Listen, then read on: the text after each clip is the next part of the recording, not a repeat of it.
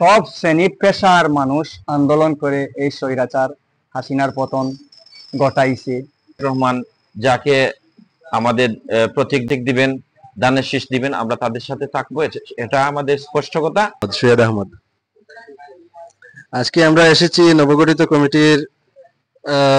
কমিটির সভাপতি সেক্রেটারি সাহেবের কাছে কিছু কোয়েকশন নিয়ে।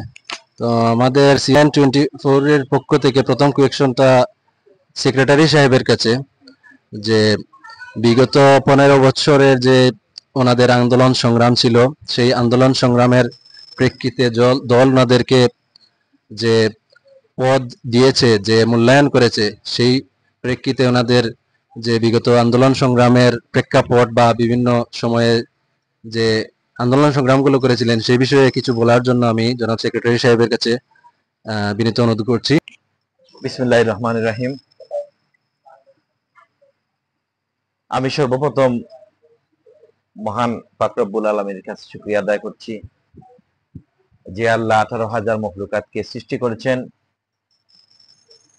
বিশাল শক্তিধর আল্লাহ 18,000 মখলুকাতকে কন্ট্রোল করছেন।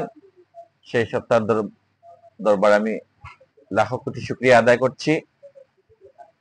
এরই পাশাপাশি আমি বাংলাদেশ জাতীয়তাবাদী দলের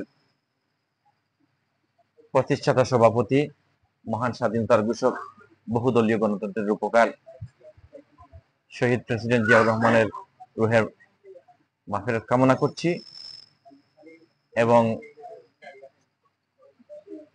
দেশ নেত্রী বেগম খালেদা জিয়া, আপসী নেত্রী, সাবেক 3 বারের প্রধানমন্ত্রী বেগম খালেদা জিয়ার সুস্থতা কামনা করছি।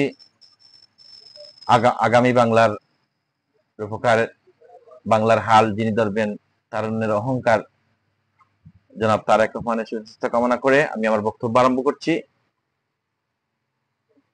সুধীবৃন্দ, বিএনপি হচ্ছে সাধারণ মানুষের দল। বিএনপি হচ্ছে সাধারণ মানুষের ভালোবাসার দল। বাংলাদেশ জাতীয়তাবাদী দল অতীতে জনপ্রিয় ছিল, এখনো জনপ্রিয় আছে, ভবিষ্যতে জনপ্রিয় থাকবে। আমি এই আশা করি। আমরা বিগত 15 বছর নির্যাতিত হয়েছি, নিপীড়িত হয়েছি। শুধু আমরা নয়, এদেশের সাধারণ মানুষও ফ্যাসিস্ট হাসিনার কবল থেকে বাঁচতে পারে নাই।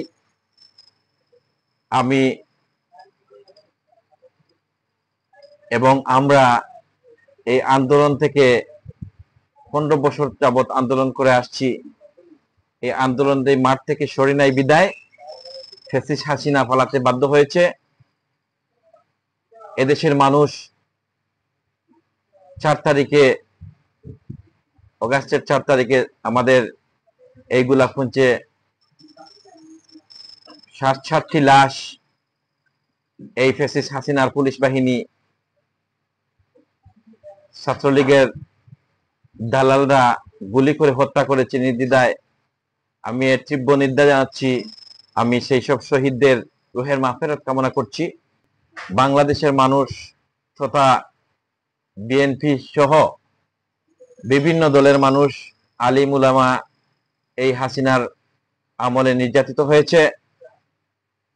এই জন্য আল্লাহর গজব পড়েছে শেখ হাসিনার উপর, পালাতে বাধ্য হয়েছে। মাঠে ছিলাম বিদায় শেখ হাসিনা এই দেশে টিকতে পারে নাই। এই আওয়ামী লীগ কোনোদিন দেশের জন্য, দেশের মানুষের জন্য রাজনীতি করে না। ওরা তাদের নিজের জন্য রাজনীতি করে, নিজের পকেটের জন্য রাজনীতি করে। প্রিয় সুধীবৃন্দ, আমি ধন্যবাদ জানাচ্ছি বাংলাদেশ জাতীয়তাবাদী সামাজিক সাংস্কৃতিক সংস্থা সিলেট জাসাসের সংগ্রামী শ্রদ্ধাভাজন আহ্বায়ক জনাব নিজামুদ্দিন তরফদার। আমি ধন্যবাদ জানাচ্ছি বাংলাদেশ জাতীয়তাবাদী জাসাস সিলেট জেলা জাসাসের সিনিয়র যুগ্ম আহ্বায়ক জনাব জেনারেল আহমদ রানু। আমি ধন্যবাদ জানাচ্ছি বাংলাদেশ জাতীয়তাবাদী জাসাস সিলেট জেলা জাসাসের সদস্য সচিব জনাব রায়হান এইচ খানকে। আমি এরই পাশাপাশি ধন্যবাদ জানাচ্ছি আমাদের আজকের এই যিনি আমাদের সাক্ষাৎকার নিচ্ছেন CN24 কে ধন্যবাদ জানাচ্ছি গোলাপগঞ্জ উপজেলা জাসাসের পক্ষ থেকে। আমি এরই পাশাপাশি ধন্যবাদ জানাচ্ছি বাংলাদেশ জাতীয়তাবাদী জাসাস কেন্দ্রীয় কমিটির সংগ্রামী আহ্বায়ক আমাদের গোলাপগঞ্জে সিলেটের হাসন রাজাকে, জনাব হেলাল খান ভাইকে আমি অসংখ্য ধন্যবাদ জানাচ্ছি। ধন্যবাদ তানহা আহমদ লায়েক ভাই, নবনির্বাচিত সাধারণ সম্পাদক গোলাপগঞ্জ উপজেলা জাসাস। আমি আমির হোসেন ভাইকে কিছু বলার জন্য আমাদের CN24 টিমের পক্ষ থেকে ওনাকে অনুরোধ জানাচ্ছি। বিসমিল্লাহির রহমানির রাহিম। আসসালামু আলাইকুম। বাংলাদেশ জাতীয়তাবাদী সামাজিক সাংস্কৃতিক সংস্থা জাসাস গোলাপগঞ্জ উপজেলা শাখার তিনবারের মতো আমাকে সভাপতি নির্বাচিত করায় কেন্দ্রীয় জাসাসের আহ্বায়ক চিত্রনায়ক জনাব হেলাল খানকে শুভেচ্ছা অভিনন্দন জানাই।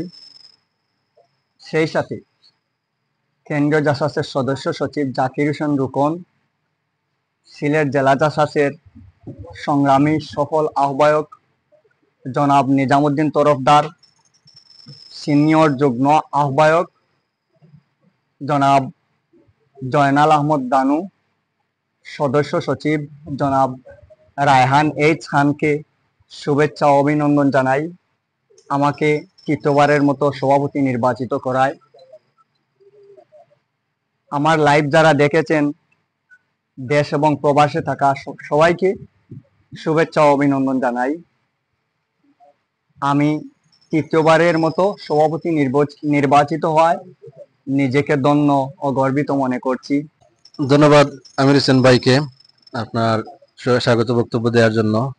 আমি আসলে দু একটি কোয়েকশন ছিল আমির হোসেন ভাইয়ের কাছে, যে বিগত আমরা দেখেছি বিগত 15 বছর আমাদের জাতীয়তাবাদী দল বলেন, জাতীয়তাবাদী যুব দল, ছাত্র দল, জাসাস সহ আরো যত অঙ্গ সহযোগী সংগঠন রয়েছে সবগুলোতেই স্বৈরাচারী শেখ হাসিনা যে নির্যাতনের স্ট্রিম রুলার চালিয়েছে, সেই স্ট্রিম রুলারে পিষ্ট হয়ে আমাদের অনেক অনেক ত্যাগ তিতিক্ষার ইতিহাস রয়েছে। তো আগামীতে আমাদের গোলাপগঞ্জ উপজেলা জাসাস কি ধরনের ভূমিকা রাখবে, ধরেন গণতান্ত্রিক যে উত্তরণের কথা আমরা বলি, গণতান্ত্রিক উত্তরণের ব্যাপারে জাসাসের ভূমিকা, উপজেলা জাসাসের ভূমিকা কি হবে সে ব্যাপারে যদি একটু বলতেন আমির হোসেন আমির ভাই। আমরা দীর্ঘ 16 বছর নির্যাতিত নিপীড়িত ছিলাম স্বৈরাচার শেখ হাসিনার গোন্ডা বাহিনী, পুলিশ বাহিনী, র্যাব বাহিনী, বিজিবি বাহিনী, সকল বাহিনীর হাতে আমাদের দলের অনেক নেতাকর্মী নির্যাতিত, নিপীড়িত, হত্যা গুম আমাদের দলের অনেক নেতাকর্মী হয়েছে। আমরা সেই স্বৈরাচার হাসিনার সাথে আন্দোলন করে টিকে থাকতে পেরেছি এবং শেখ হাসিনাকে আমরা হটাতে পেরেছি বলে আমরা নিজেকে ধন্য গর্বিত মনে করছি। আন্দোলনের চাপে স্বৈরাচার পালাতে বাধ্য হয়েছে। ইনশাল্লাহ আগামী দিনে আমার জাসাস একটা সুন্দর অবস্থানে, শক্তিশালী অবস্থানে আনার চেষ্টা করব এবং দলীয় নির্দেশে আমরা দলের সাথে যত কেন্দ্রীয় বিএনপির যত কেন্দ্রীয় ঘোষিত কর্মসূচি দিবে সকল কর্মসূচিতে আমরা অঙ্গাঙ্গিভাবে জড়িত থাকব। খুব সুন্দর উত্তর দিয়েছেন। দলীয়ভাবে, কেন্দ্রীয়ভাবে যতটি কর্মসূচি আসবে সবগুলোতে শরিক হবেন আমির হোসেন আমির ভাই। এ পর্যায়ে নবনির্বাচিত সেক্রেটারি জনাব তানহা আহমদ লায়েক ভাইয়ের কাছে আমার একটা কোয়েকশন, তা হচ্ছে যে আগামী যে নির্বাচন আসছে, নির্বাচন আমরা দেখতে পাচ্ছি অন্তর্বর্তী সরকার ইতিমধ্যে ঘোষণা দিয়েছে যে আগামী ফেব্রুয়ারি মাসে নির্বাচন অনুষ্ঠিত হবে। তো এই ব্যাপারে নবগঠিত কমিটির কি কোনো ভাবনা আছে যে আমরা আসলে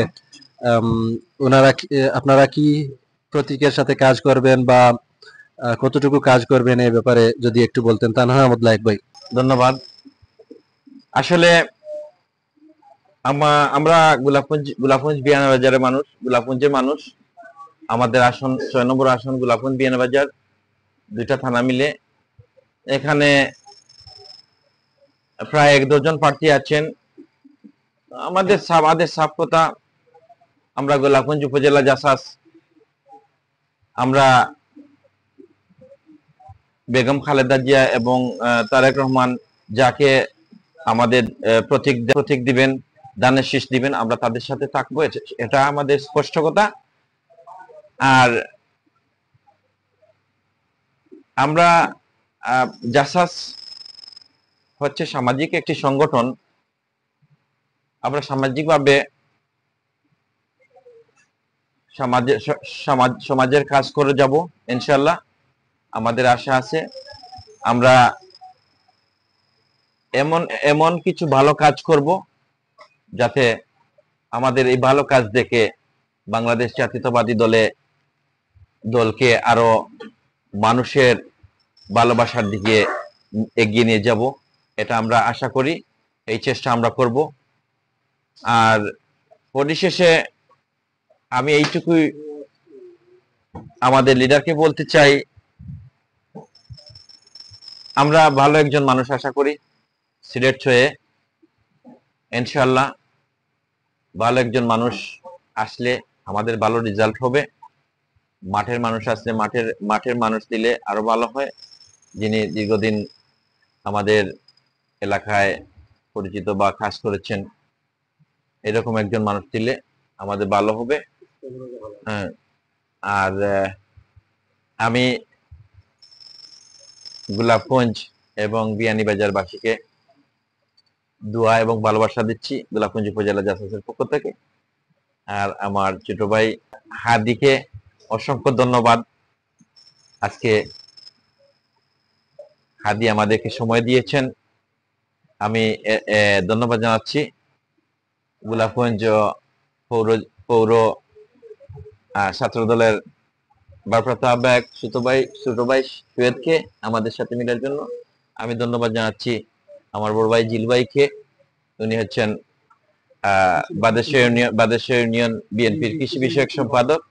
আমার বন্ধু দারা খান, সাবেক সাংগঠনিক সম্পাদক বাদেশ্বর ইউনিয়ন যুবদল এবং সাবেক সাংস্কৃতিক বিষয়ক সম্পাদক উপজেলা যুবদল।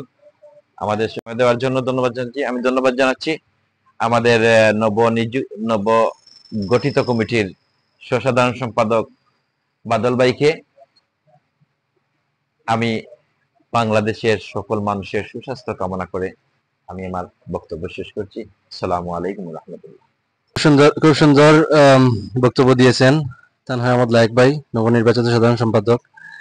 এখন আমির হোসেন আমির ভাইয়ের কাছে আমার প্রশ্ন যে আমরা জানি গত 2024 সালের 5ই আগস্ট শেখ হাসিনা স্বৈরাচার পালিয়ে গেছে। তো আজ 7 তারিখ, আজ আমাদের স্বৈরাচার পতনের 1 বছর 2 দিন হলো। তো এই 1 বছর স্বৈরাচার পতনের 1 বছর উপলক্ষে ওনার যদি কিছু বক্তব্য দিতেন এই টপিকের উপর। বাংলাদেশ জাতীয়তাবাদী দল বিএনপি এই স্বৈরাচার হঠাতে এমনকি অনেক চেষ্টা করেছে। দীর্ঘদিন স্বৈরাচার শেখ হাসিনার বিরুদ্ধে আন্দোলন হয়েছে, খুন হয়েছে, কিন্তু হাল ছাড়েনি। বিগত দিনে বৈষম্য বিরোধী ছাত্র আন্দোলনে যারা আন্দোলন করেছে, শুধু ছাত্ররা নয়, ছাত্রদের সাথে জাতীয়তাবাদী দল বিএনপি অঙ্গ সহযোগী সংগঠনের অনেক নেতাকর্মী আন্দোলন করেছে। সব শ্রেণী পেশার মানুষ আন্দোলন করে এই স্বৈরাচার হাসিনার পতন ঘটাইছে। আমাদের দলের 400 নেতাকর্মী বিগত বৈষম্য বিরোধী ছাত্র আন্দোলনে নিহত হয়েছে, পুলিশের গুলিতে নিহত হয়েছে, হাজার হাজার নেতাকর্মী আহত হয়েছে। আমি সকল নেতাকর্মীর যারা আহত হয়েছে তাদের সুস্থতা কামনা করছি আজকের চ্যানেলের সামনে। আর আমি আজকে আমার ছোট ভাই হাদিকে অসংখ্য ধন্যবাদ জানাই। 24 চ্যানেল নিয়ে আমাদের সামনে উপস্থাপন করায় আমাদের অসংখ্য ধন্যবাদ জ্ঞাপন করছি আমি। এইটুকু বলেই আমি শেষ করছি। আল্লাহ হাফিজ। সবাই ভালো থাকুন, সুস্থ থাকুন। আসসালামু আলাইকুম।